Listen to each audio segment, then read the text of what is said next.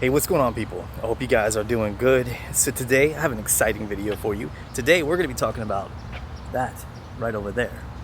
That is my house, and I'm going to be showing you how I turned my home into the ultimate Amazon smart home that's really helped me out as a new parent.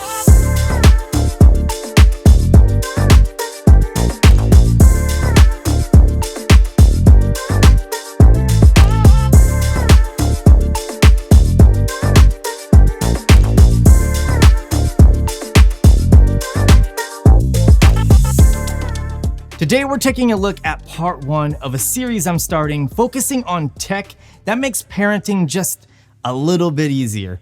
My little boy Theo is 8 months old, and even though we think he's an absolute angel, this entire process has been a huge eye-opener and extremely challenging. I have a newfound respect for all of the parents out there. My goal with this series is to try and relieve a few of the daily stresses that new parents might face, so that way you can enjoy more of that precious time you can't get back. Let's start with the core for any smart home, and that's your network. Having a reliable connection is imperative for any smart home.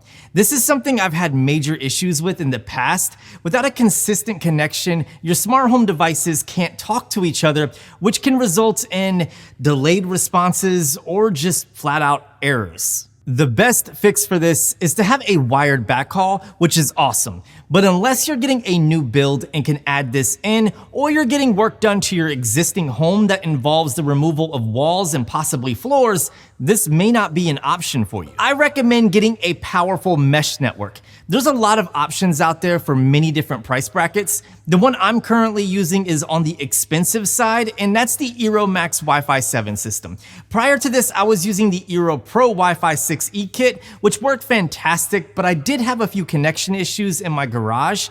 The eero Max completely fixed this issue. The idea of investing in Wi-Fi 7 is to future-proof my home for a few years. That way I don't need to worry about my network for a while. Plus, Wi-Fi 7 comes with several advantages for Wi-Fi 6 and 6E devices, such as wireless backhaul, more bandwidth for these devices to talk to each other, slightly faster and more reliable speeds, and better range, all of which I can take full advantage of. For whatever reason, when they decided to build this home, they put the fiber connection in the furthest part of the house, which is upstairs in the master bedroom closet.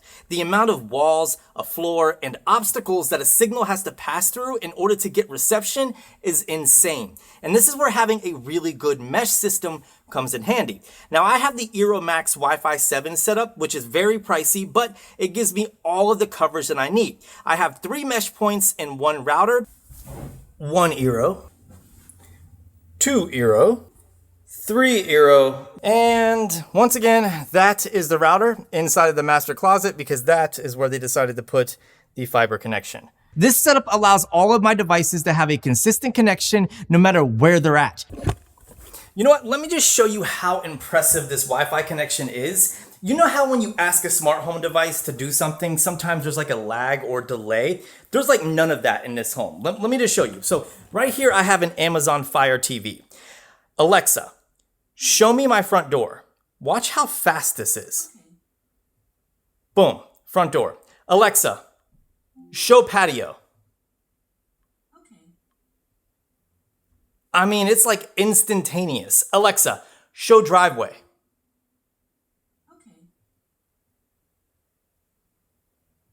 I mean, come on guys. When I had the eero Pro system, the connection to this specific camera was pretty spotty, and sometimes it wouldn't connect at all, and being that this is part of my security system, that's not good. To be specific, a single eero Max unit can cover 2,500 square feet versus 1,500 square feet on the eero Pro. Now, there are some additional benefits with the eero Max, including 2 10 gigabit Ethernet ports right here on the back. This is per unit. You also get 2 2.5 gigabit Ethernet ports back here as well, which is the same as the eero Pro. Now, the 10 gigabit Ethernet ports kind of make up for the larger size because it is significantly bigger than the eero Pro, which does make sense, especially with all the ventilation needed for Wi-Fi 7 and all the power inside of this mesh system. When it comes to future expansion, this can support up to 200 devices, whereas the eero Pro was just over 100, so you're getting double or maybe even more than double with the eero Max. And speaking of expansion, you do get Matter support. And this can also act as a thread border router, and it has built-in Zigbee smart home hub functionality, which is amazing. Now, don't worry, if all of this stuff sounds very foreign to you, no worries. This is mostly for like the nerds chiming in and wanting to know detailed specs about the eero Max 7. The eero Max is really pricey, but if you're currently using a Wi-Fi 6E mesh system, have gig plus speeds, and connection reliability issues, it might be something to look into. However, if you're just getting started with building out your smart home, I would start with the eero Pro Wi-Fi 6E system, if not a Wi-Fi 6 system, to see if that works first before dropping $1,500 on the eero Max. I'll link all three down below. Like I said, in this video, we're focusing on building the foundation of a smart home, specifically in correlation to being a new parent, and for me, there's nothing more important than my kids' safety. You're the guard dog! I've tried different security systems in the past, including the original Ring and Nest systems, and if I'm being honest, I really wasn't that impressed. In fact, I stopped using them just after a few weeks. It's not that they're bad by any means, but it was more of a chore at times. Plus, outside of being a basic security system, they didn't offer much else. But that was back then. Ring has come a long way. This is why I'm revisiting their ecosystem by installing the Ring Alarm Pro. So I have the Ring Alarm Pro base set up right by my garage door here. So if I show you, you can see the little glowing circle right here to let you know this is the Ring Alarm Pro base. All of the sounds come from the base. So if the alarm goes off, you'll hear it from here, as well as any additional sirens that you have set up. If I open the door here, you can hear that the chime is coming from the base. So if the squeak of the door doesn't let you know that it's open, then the chime will. I've talked to a few friends who specialize in installing alarm systems, and the majority of them recommend Ring, especially for consumer residential setups due to the ease of use and the additional features they offer. Another really cool thing with the Ring Alarm Pro base is that this acts as its own router or a mesh point. So if you have an eero system already, like I do, then this will just act as an additional mesh point. So this gives me a total of 4 mesh points plus 1 router. So I have 5 access points all around my house, which is really awesome. If you don't have a router already, then this will act as an eero router, and you can completely set all that up inside of the eero app. My home is under 3,000 square feet, so this is beyond overkill. However, when it comes to my network reliability for my security system and cameras, which keep my family safe, I'd rather have too much than too little. Professional monitoring is basically a must with the Ring Alarm Pro system since you get a ton of awesome extras. These extras include 24/7 backup internet. This works in conjunction with the eero setup that I'm using and can be configured within the eero app. It works by using the Ring Alarm Pro's built-in SIM card and cellular data plan. So up here is the SIM card. If I open this up, it is an AT&T SIM card. It comes with your paid subscription. It gives you a certain amount of data. I think it's like 3 gigabytes.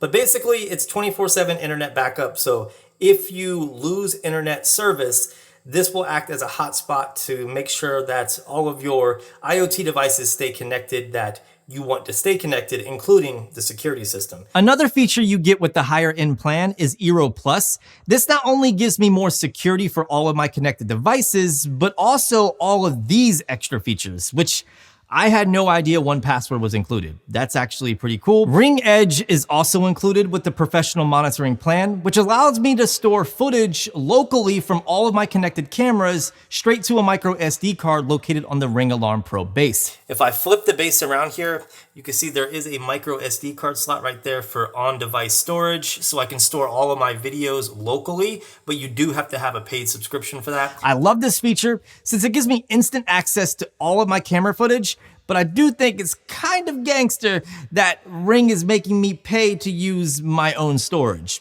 But in the end, it's kind of genius though. Oh, and the last thing about the Ring Alarm Pro base is that it supports expandable external power known as the Ring Power Pack. This is something I still need to pick up in preparation for next hurricane season, but it definitely looks awesome, especially when you combine that with the 24/7 backup internet. Okay, so we've talked about the Ring Alarm Pro base. Now let's talk about how I have everything set up. First, I have sensors on every single door in this house. So I got a sensor here to the garage. We have one for the sliding glass door.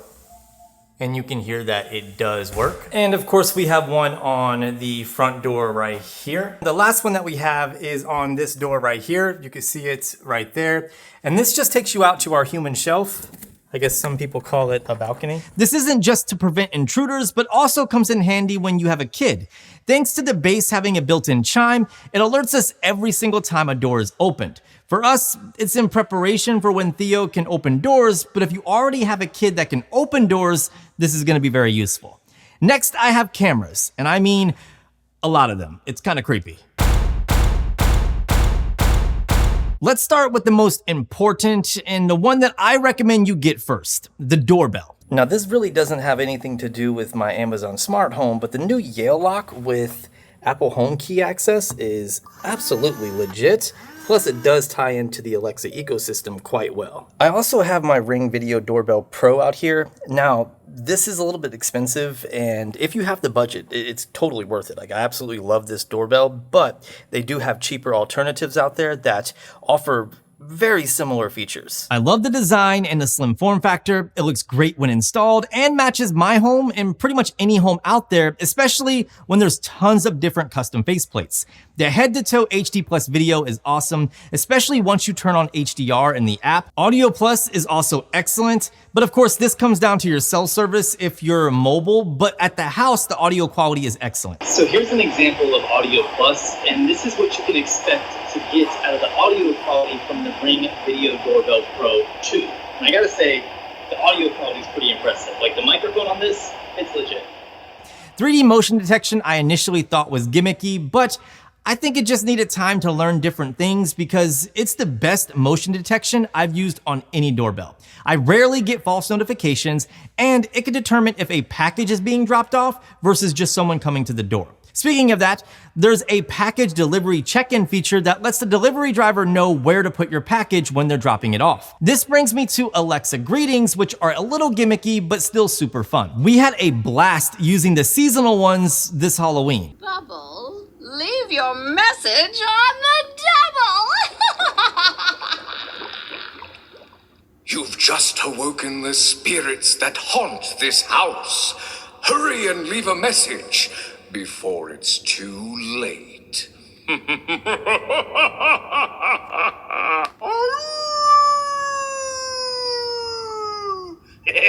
Be right there. Bird's eye view is part of the new 3D motion detection I mentioned earlier. Unfortunately, I can't use it because Google Maps still doesn't recognize my home or neighborhood. So every time it detects someone, it just shows them running off into the forest like it was a scene from Narnia. Fine, go then. The Video Doorbell Pro 2 is a great doorbell, but it's also $249. If this is beyond your budget or you would like to splurge money elsewhere, the Video Doorbell Plus has many of these same features and a 1:1 aspect ratio, which personally I prefer, and it comes in at $70 cheaper. My favorite Ring camera I've ever used is the Floodlight cam that I had professionally installed in my driveway. So that right there is the Ring Floodlight camera. It's my driveway camera, and it's absolutely incredible. It's my favorite camera that Ring makes. The image quality is awesome. Unfortunately, it was pricey since anything hardwired in the state of Florida requires an electrician, but the finished product does look awesome. That's why it looks so clean and there's like no hanging wires or anything like that. And just like the Doorbell Pro 2, the Floodlight cam does feature 3D motion detection, Audio Plus, and bird's eye view. But what makes it my favorite Ring camera is the video quality. The HDR video from the Floodlight cam is incredible. I can see everything clear as day from my driveway all the way down the street, and it supports 2.5 and 5 gigahertz Wi-Fi, so I rarely have any connection drops. The motion activated floodlights are awesome. They definitely keep thieves at bay that might be going around checking car doors. Plus, that right there is a siren that gets up to 110 dB, which will alert the entire neighborhood, and I am not about to test that right now and piss off my neighbors. I also have a motorized stick-up cam in the garage, which offers 360 degrees of pan and 117 degrees of tilt, which can be operated inside of the Ring app. I mean, just check this out. I can pan, I can tilt the other way, I can pan the other way. I freaking love this thing. I can get it in the perfect angle without having to climb my butt up on a ladder and adjust the camera manually. I can just do it all right from the app, And I don't know, I love it. I just wish that more of the stick-up cams supported the pan tilt mount. The final outdoor camera I've been using is the Ring Spotlight Cam Plus, which I have installed on my patio. So that right there is our patio camera. This is the Spotlight Plus cam, and it's legit. We had it professionally installed in the corner here because I wanted to get the best angle, and this thing can see everything. It sees the patio, it sees a little bit out into the street. I did have to adjust the motion settings, but overall, completely happy with this thing. The Spotlight Cam Plus is awesome, and it features a built-in security siren similar to the Floodlight Cam, two-way talk, color night vision, HDR video, and motion-activated lights, which is great for when we let our dog out at night. Now, I don't just have outdoor cameras, I also have indoor cameras, and while they are there for security, they're also there for personal use. And the first one that I want to show you is right here in my living room. This is the brand new Ring Stick-Up Cam Pro. It's one of the latest additions to the Ring ecosystem, and it's really dope. Like, it's affordable and it has standout features. This is an indoor-outdoor camera, so it comes with a lot of great features for outside use, including weather resistance. The biggest reason I had it installed here is that, this is gonna sound super bougie, is for my wife to keep an eye on my son while she's working in the kitchen. Alexa, show me the living room. Okay.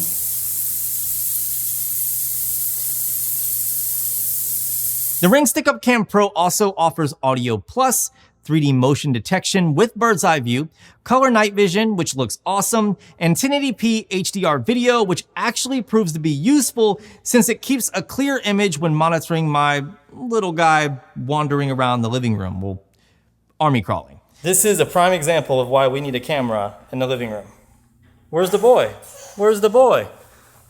Oh, there he is. There he is. Come here, buddy.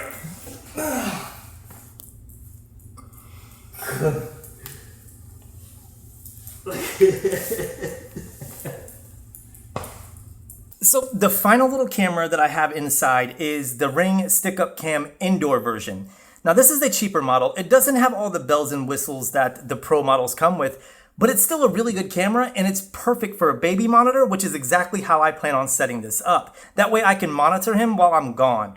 Now, if you're not a parent, you probably don't understand, but when you're gone or away from your kids, you really want to check in on them. And even if it's just me being able to peep in on him while he's sleeping, it just makes me feel a little bit closer to him. And that's what this camera is going to be used for. We do have a baby monitor, like a legit one that can monitor for cries and things like that, but it's through Bluetooth because my wife was really paranoid that someone might hack the baby monitor, but luckily with the Ring system, because it works with eero and I have the paid subscription, we also get network security, so we don't have to worry about anybody hacking the Ring cameras that we have connected to the network, which is definitely a plus. The indoor cam offers everything we need, including a physical privacy cover, manual audio controls, two-way talk, color night vision, and HD video. We also paired this camera with an Amazon Smart Air Quality Monitor, which I highly suggest. So this is it right here. This is the Amazon Air Quality Monitor, and this thing is pretty cool. Like, I actually really like this thing.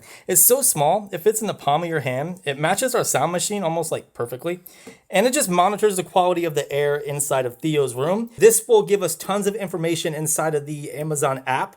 That way we can, peek in on the type of allergens and pollutants that are in the air to make sure that, our AC filter is working correctly, and we can see what might be bothering Theo in the future if he starts getting hives or anything like that, and it has to do with air quality. We love Echo Show devices, and we have a ton of them in this house. I briefly mentioned the Echo Show 10 we use in the kitchen, so let's start there. This is the Echo Show 10. We use it all the time to keep an eye on Theo when he's in the living room, and we use it to catch up on news headlines, listening to music, or video chatting with friends and family. I love the auto framing with motion feature, although it is a little bit creepy, especially when it can recognize you as soon as you walk up. Let me just show you how this works because it's crazy.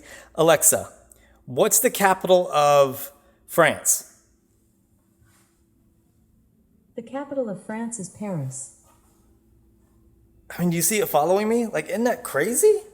So if I have a recipe going or if I'm watching like a YouTube video, it will literally follow me around to make sure that I can see the screen the entire time. The screen is a 10.1-inch HD touchscreen that honestly looks great for a hub-style device. It has Zigbee and Matter device support, just like my eero mesh system.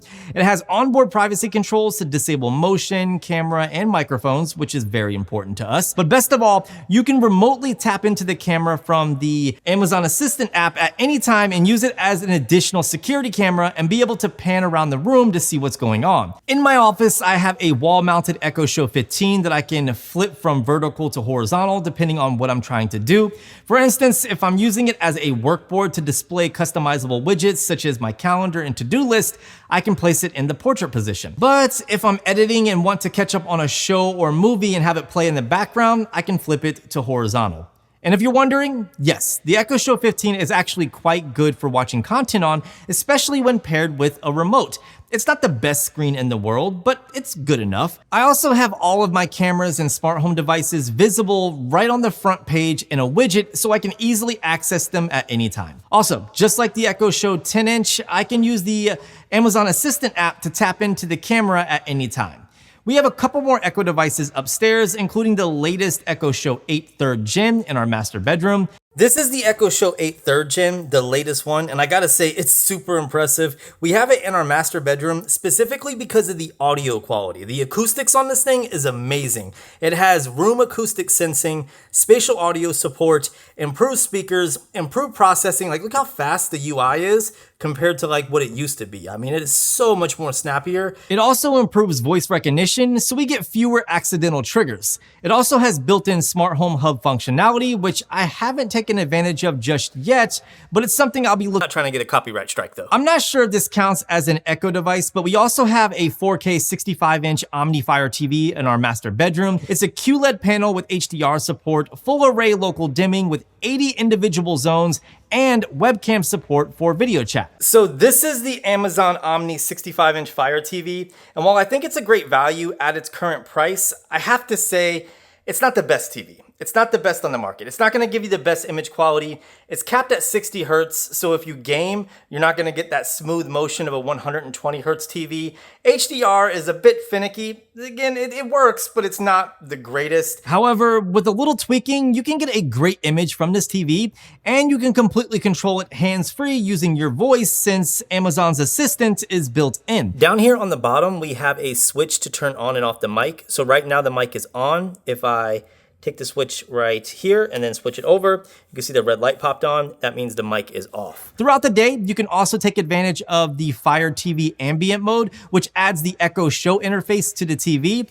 If you're not planning to use it for gaming and can get it on sale, I think it's a pretty good pickup. Lastly, I had the latest Echo Show 5 3rd Gen in the corner of my son's bathroom. Before you say anything, I have the camera privacy slider on and it's positioned in a way where the bathtub and the toilet remain hidden. Okay, so come with me into the bathroom so that way we can take a look at that. So this is the newest Echo Show 5. This is the 3rd generation, and you can see cosmetically it does look a little bit different. It has a very clean aesthetic to it. And the screen looks great, but my favorite thing is the fact that the UI is so much snappier than previous Echo Show 5s. I mean, it is much more responsive, which is a big issue that I had in the past with these smaller Echo devices. The processor just couldn't keep up with the UI, and you ended up with a lot of lag and stuff like that. This one is not the case. Also, the audio quality. Check this out. Alexa, play the Gorillaz. Shuffling Gorillas and Similar Artists on Amazon Music.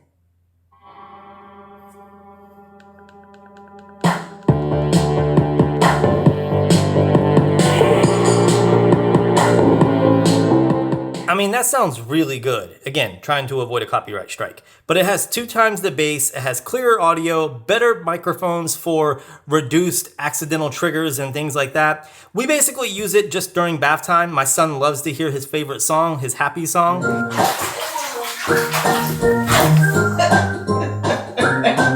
More than likely I'll end up switching this out with just a speaker, to be honest. I have several other smart home devices I wanted to cover in this video, such as my door lock, thermostat, and a few other odds and ends, but honestly, I had no idea this video was going to be as long as it is, so let's save all of that for part 2.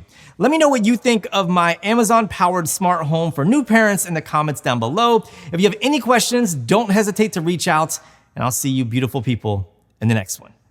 Where's my kid? Where's my kid? I gotta go find my kid.